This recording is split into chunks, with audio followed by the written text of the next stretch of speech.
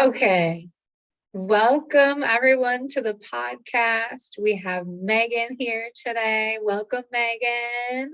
Thanks, Amy.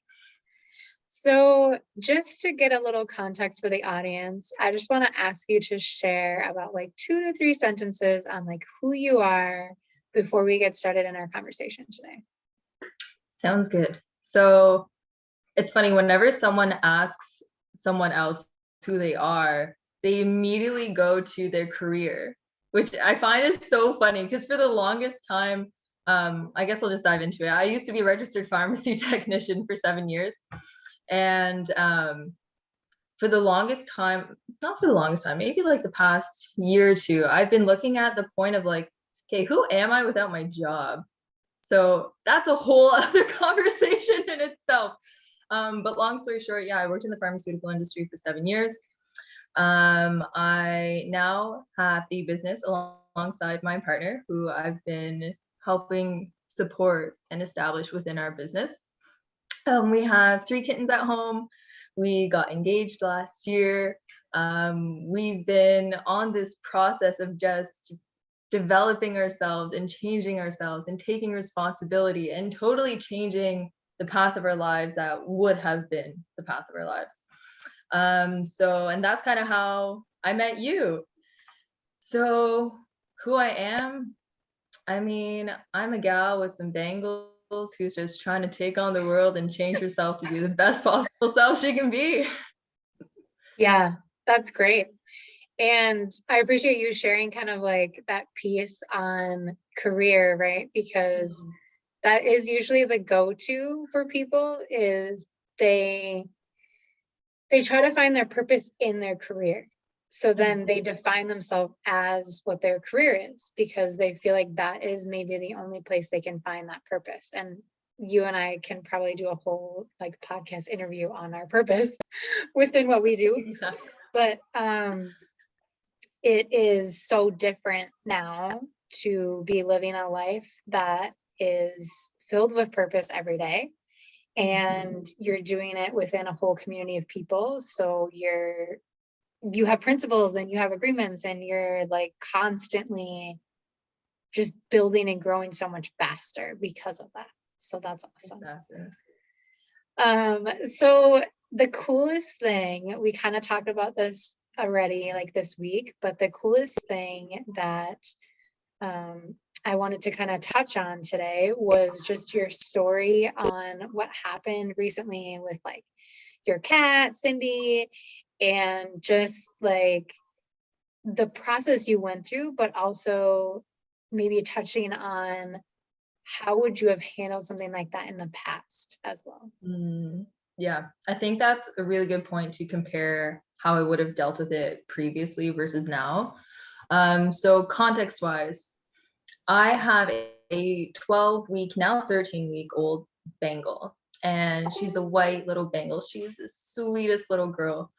And we had gotten her because we have 2 other Bengals at home. And Cleo, our other female, she's probably going to have kittens someday soon. And so we just wanted to kind of like have a more of a family, more of a squad. And so we got this new kitten, and she had had an eye infection since the day that we got her, and I'd been treating it. And all of a sudden she had this cough, like this hacking cough, like this mucus filled cough that like when you have like mucus in your lungs and you're just trying to cough it out, like she had that. This tiny little kitten just coughing her lungs out. It was really sad, but I was like, what the heck do I do?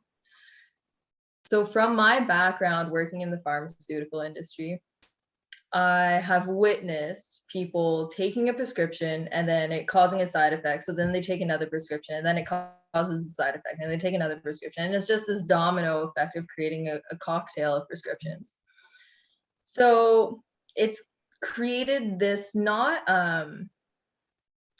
like I'm against the pharmaceutical industry. There's a time and place.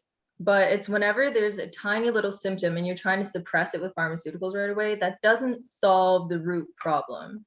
So I was just trying to investigate everything I could possibly investigate to support this kitten without directly going the route to seeing a vet and getting a prescription. So I'm looking into all these things, and a day or two goes by, and I'm like, okay, I need to make an executive decision because this isn't getting better. So I need to take action. I need to do something. So I brought her to the vet, and it's funny because we have this carrier. It's like one of those bubble backpacks for cats. It's the cutest thing. Yes. So we put her in the bubble backpack, and we're on our way to the vet. And Carl, my husband's driving us.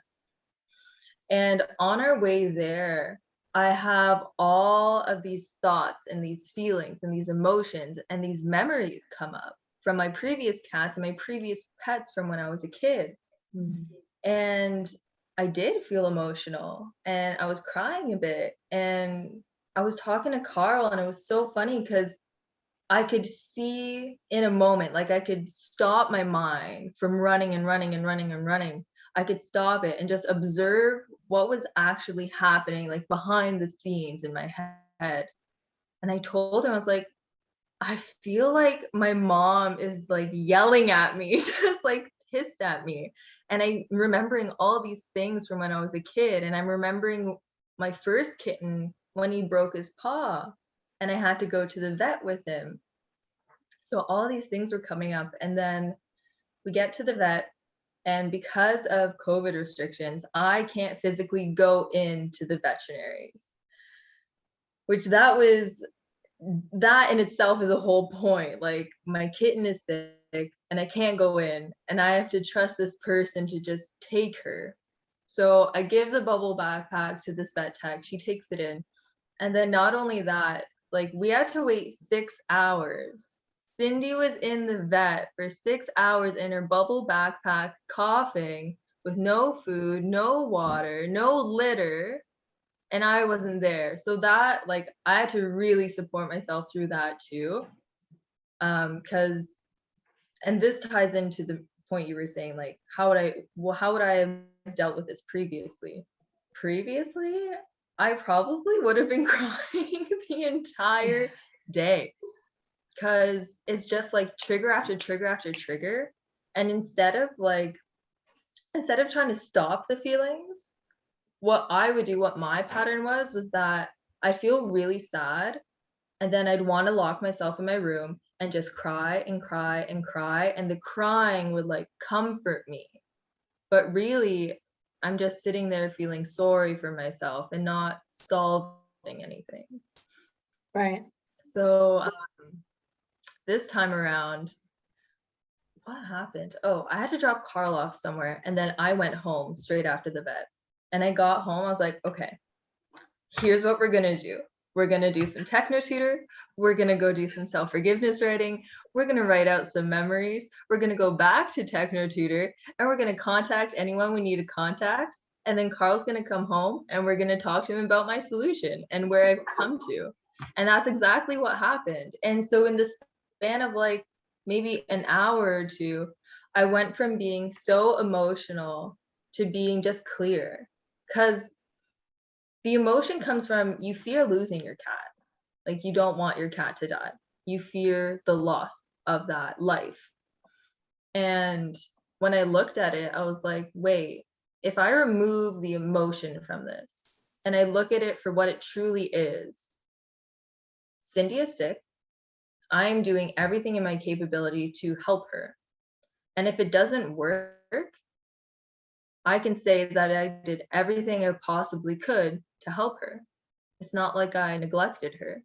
So when you can change your point of view and kind of remove the emotion from it, and not remove the emotion to the degree where you like just don't give a shit. It's like you're not letting yourself become like emotional and like feeding that energy.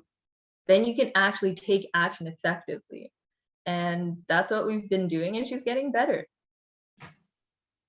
That's awesome. It's okay, it's done echoing. Sorry. I was like, it was about to echo. So it's really cool that you shared that because I had the same experience, Megan, when I went, I think it was like a month ago, maybe, when my cat had passed away. So I had brought him, he was like having a heart attack. and I had had him since he was a kitty. And so like all these things were coming up because I had brought him previously to the vet. So like I had some kind of probably similar to you, like some flashbacks and just different things of a previous experience of going to like the ER or like the emergency room for your cat. And I remember pulling up, and I didn't have a bubble backpack, but I had like one of those like foldable, like very mesh, it wasn't very strong crates that he was in. And he's like this big Siamese, like big, like 10 pound, like he's a big cat, he's heavy. And he's really long. And he's having like all these heart issues and like is like crying, like screw, like I don't even know how to mimic what was happening, right? And I just pull up and they're like, they got the sign and it says text this number and someone will come out, maybe, kind of thing, right? Someone might come out to help your cat that's dying. We don't really know. Like, there's no guarantees, kind of thing. Mm-hmm. And this is in Minnesota. I mean, where you live is even more restricted. So then I'm literally like, give the cat through the window, because that's what they wanted me to do. They're like, roll down the window, and I'm talking to the lady, and then I just give her my cat, and I just sit and wait for someone to call me. And I think how you shared how you handled it was so cool, because in most situations, many people can't like lose that sense of control, right? Mm-hmm. Like they don't have any control over what goes on in that room with their cat because they have to stay outside because of the regulations and whatever. So hearing how like you just had to kind of almost like stomach it or just kind of sit with it, like just be like, I'm gonna sit with this until I can do something, because where you were at that moment, you did what you could in the sense of control, I guess, or of your ability. So what do you feel like helped you the most in that moment? Because I think that is what was really empowering to hear about from your story. And then also when I've shared mine, like in that moment, right, where you literally like pull up, what was going through your mind? How did you walk through that without necessarily having like TT right there and all that, right? So one of the major roles was having my partner with me who's in alignment with all of this. Yeah. Because he was driving and obviously like he was there witnessing everything as it was happening, and we were just talking, and I know within myself that if we weren't at this point within our relationship, he wouldn't have been able to support me. He wouldn't have been able to comfort me, and not comfort me like, oh, it's okay, sweetie. Like, no, like he said exactly what you said. You're doing the best that you can. We can only control so much. So how about we go home and apply the tools that we have to support ourselves even further. And so that was definitely number one, like the biggest influential thing.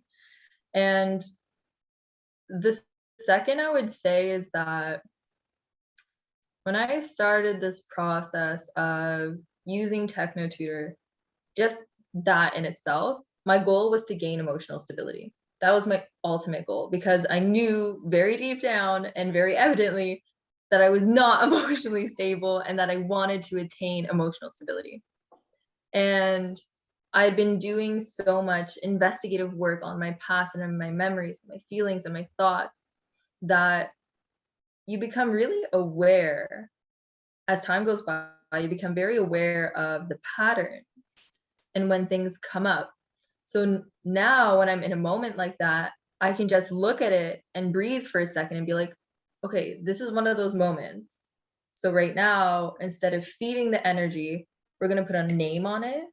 We're going to breathe, like actually breathe, like breathe, and just redirect yourself. And once you do that again and again and again, it just becomes second nature, to the point where you don't necessarily have to break everything down into steps like that. It just happens. And like with that, it'll really depend on the scenario. Like I've had scenarios where I haven't had to necessarily walk myself through it, where it just happens.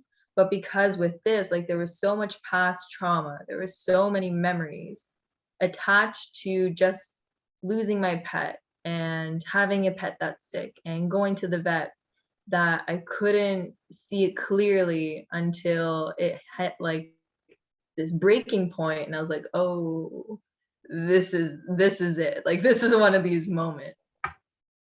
Right. It literally is. It's like when you said to like breathe, right? I literally did it with you just because like it's always such a good thing to practice. That becomes like from what you said, right? Like that becomes unconscious. So it's like you get to those moments where you walk outside and like, let's say like an ambulance is flying by and all this stuff is going on. You're literally like, you can just breathe. You're like, okay, I can breathe because like you don't have to like hold your breath Mhm. and then wait to like it's almost like you're holding yourself back, right? To like hold that breath and to not allow yourself to breathe and give your body the things your body needs to Mhm. walk through that moment, I right? think one thing too, to kind of like give context to for people watching this, I'm not just saying to breathe just because you need a breath of fresh air. For Mhm. myself, when I breathe in a moment like that, it actually like brings me out of my mind and back into reality.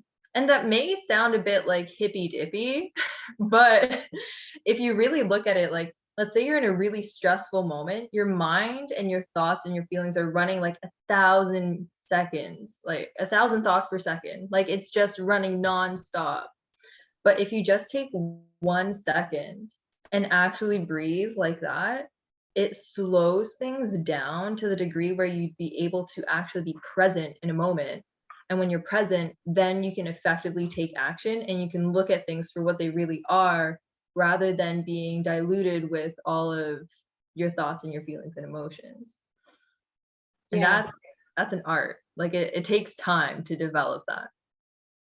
yeah. And it sounds like you're like you shared, right? Like you're being honest and saying like there's moments where you can do that unconsciously and it's working. And then there's moments where you realize there's a lot of baggage and programming. So that pattern is harder to just break in that moment. And that's why everyone's going through their process and we're never going to be exactly like, I'm good to go. I have no problems, right? Because every day we go through experiences and every day we pick up new things, new people, new vocab and all of that. Yeah.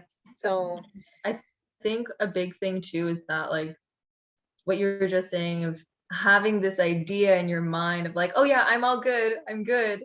It's like I can have this idea of, oh yeah, I'm this really stable cat mom. But then something happens and I'm like, oh shit, okay, I still have things to work through.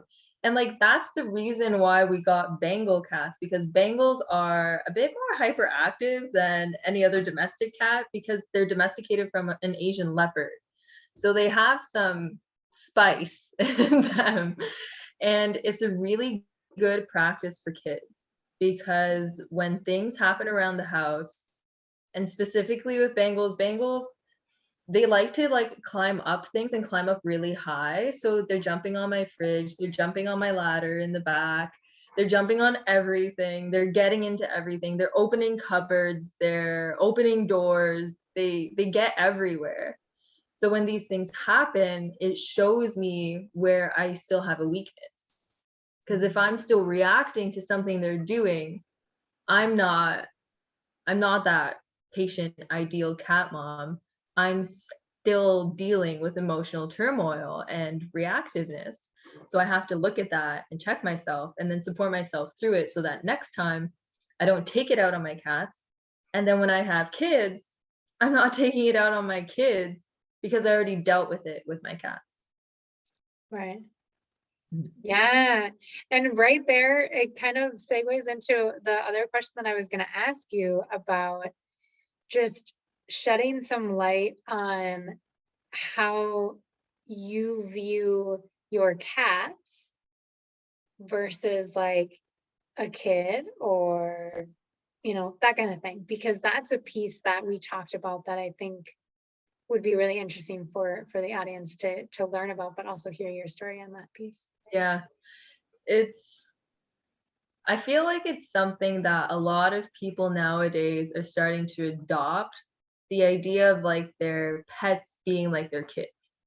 Mhm. But there's one differential factor, and that's kind of what I was mentioning, is that I'm using this as my training grounds. So if we look at like a cat, and let's say, actually, I have this really good story. One day when I had Chester, he was a little kitten still. I was trying to trim his nails, and he was not listening at all. He was just squirming and meowing all over the place, and like he didn't want to sit still. And I had pinned him down on his back, and I looked at him, and I'm holding him like, Chester, if you fucking move, I'm gonna fucking hurt you. And as the words came out of my mouth, I was like, that existed inside of me. Mm. I was like, that's fucking scary. Imagine if I said that to my kid. Yeah. My kid would be fucking traumatized and so scared of me. So then what I did immediately after, I breathed, I let him go, and I had scared him so much that he actually like ran away. He ran away to the kitchen. And I sat down on the floor and I started saying self-forgiveness out loud. And as I was doing that, I had a couple tears run down because I felt sorry. And right then, Chester comes back to my lap and he starts snuggling me. Mm. And it was the sweetest thing. But I was like, wow, I really need to treat my cats how I would treat my kids. Because if I don't let go of these patterns now, it's a pattern. So it doesn't matter if it's my kid, it won't matter if it's Carl, it won't matter if it's you, Amy, because it's a pattern that lives inside of me. It's gonna come out if it's triggered enough.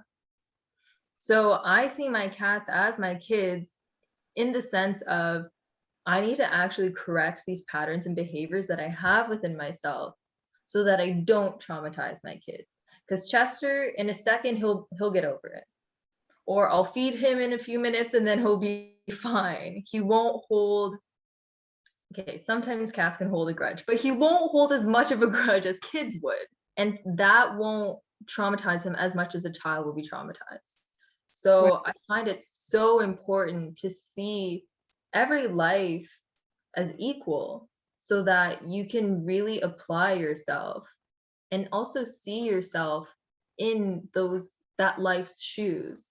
Because if I were a baby kitten, I wouldn't want to get my nails trimmed by this giant. Are you fucking kidding me? Like, no way. And if I'm a kitten and I'm in this new environment and there's all these places that I can jump on, I'm gonna freaking explore. Of course Mhm. I would. So getting angry at a cat or getting angry at a child for its human nature or its natural instinct, you're crazy. So there's something within yourself that you need to correct so that you can effectively support that life and support your life as well. Yes. That's beautiful. I love that. I love that you shared that the other day because it really made me look at just the principle of looking at all lives as equal, right?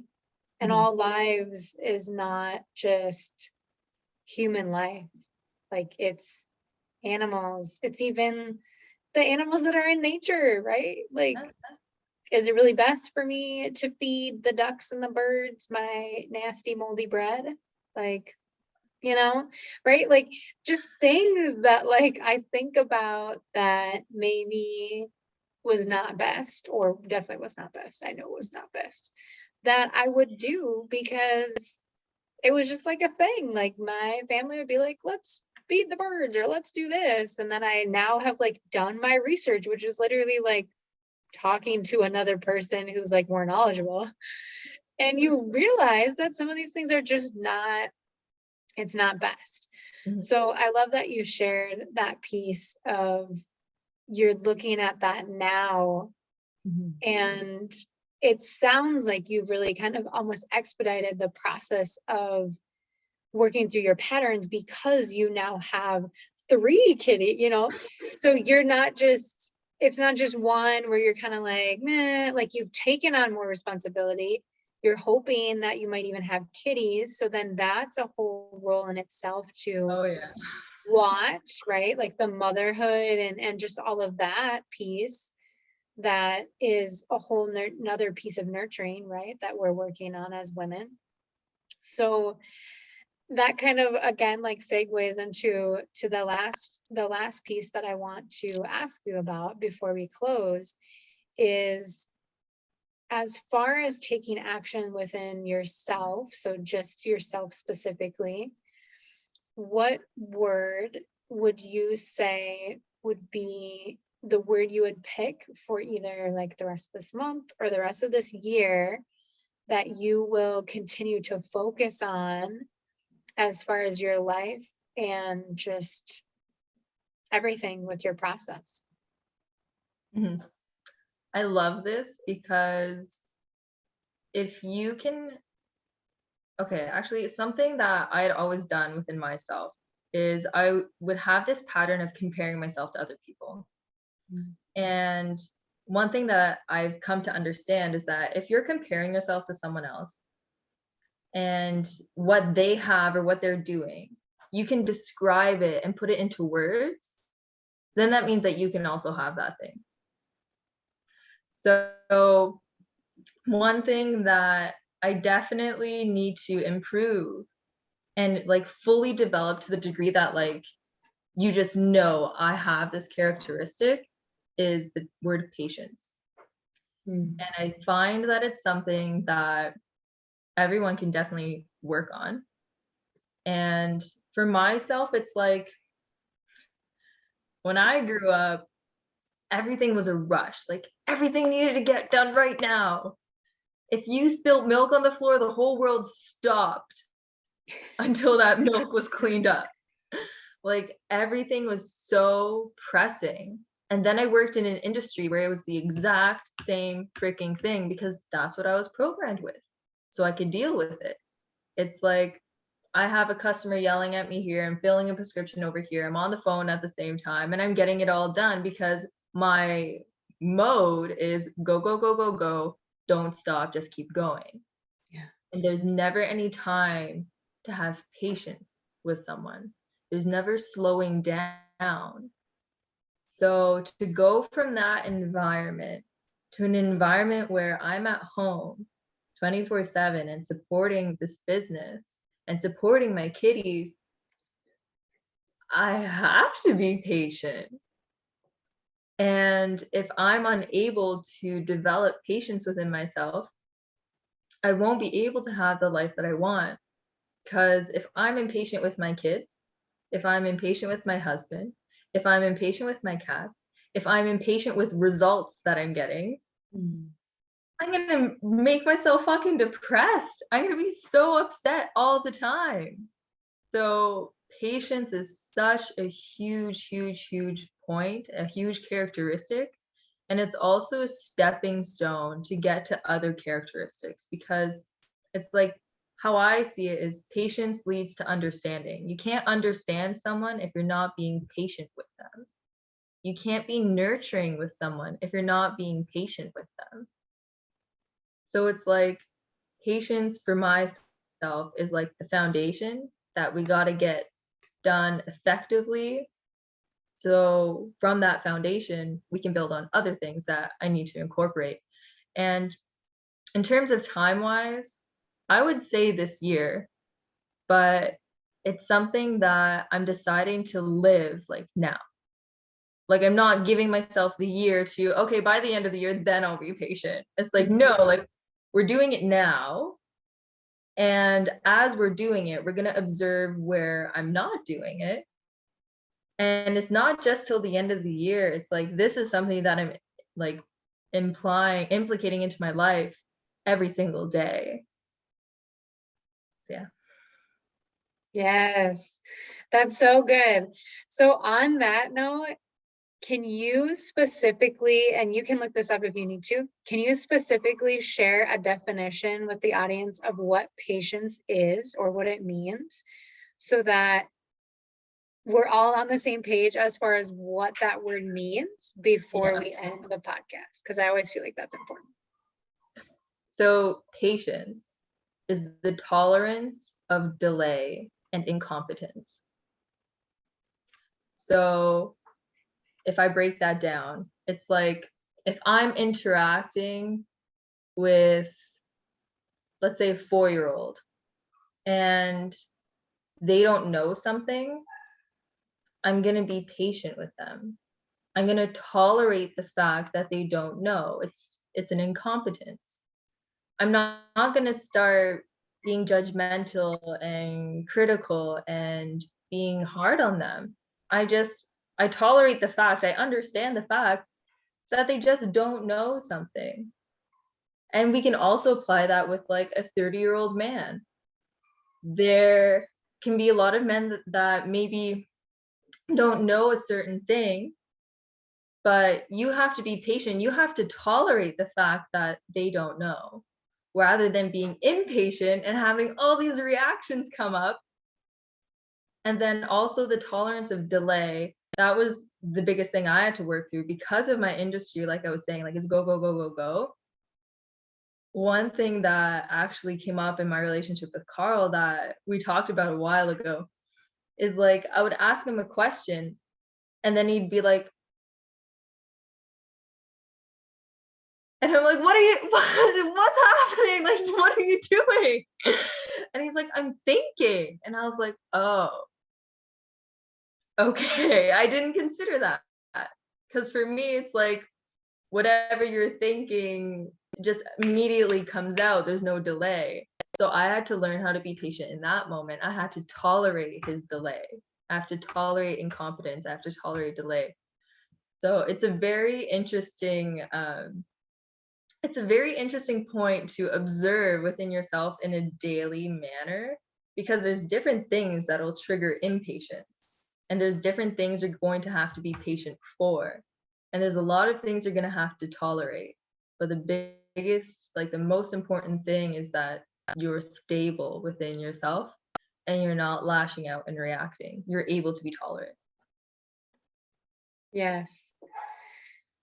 It's exactly what you said, with the fact that it could be something with a 35-year, I was like laughing as you said that, but it's very true.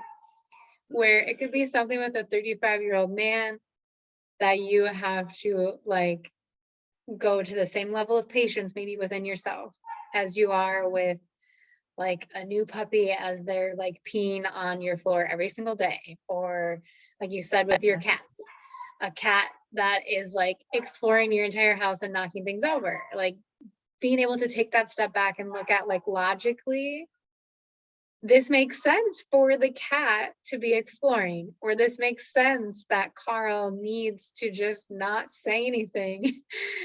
Seth does the same thing.